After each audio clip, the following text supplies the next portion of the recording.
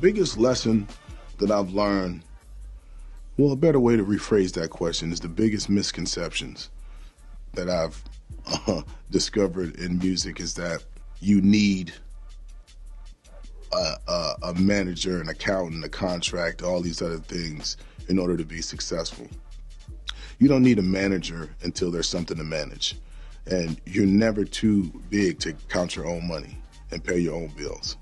You know, if you could pay, you know, your bills when you had hundreds of dollars, you could pay it when you got hundreds of millions. Pay your own bills. You know, that way you can see where it's going and where it's going to. Another misconception is that people are your friends. You have acquaintances, and then you got family. Know the difference. Everybody know, you know, nobody wins the game the same way.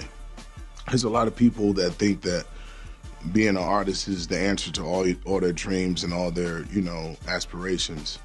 But really, if you really, really want to be successful in something, you have to be able to realize that you have to do it whether you're being compensated or not. I think that's what's missing from music now. I think people see it as a way to get rich or get, you know, somewhere in life. But if you really want to create art and create music and touch people's souls, then you have to be doing this for a higher purpose. And there's a difference. You know, there's a difference. I'm not knocking people, man. Music is at an all-time high. People are feeding their families. People are bettering their lives. I'm all for that. But at the same time, you can't ruin the platform, you know, with things that can't be digested and bring energy to it. Leave it better than the way you found it. That's how I feel about music.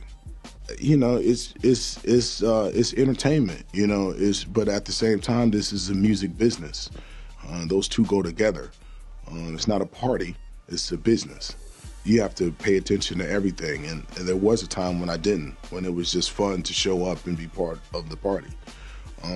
But once things started, you know, not making sense to me, and people were kind of trying to cover their ass, and I could feel that as well.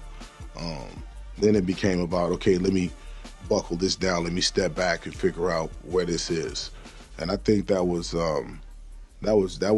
after, you know, a long learning curve of things that I didn't understand because I didn't educate myself about it. Once I educated myself about it and realized what I was committing to and what they were asking for, and what they were asking for was more than what they were going to be willing to give me through the contract and through whatever they had going on, it was kind of like, okay, let me back away from this and create a different way for me to go around this, and that's what happened.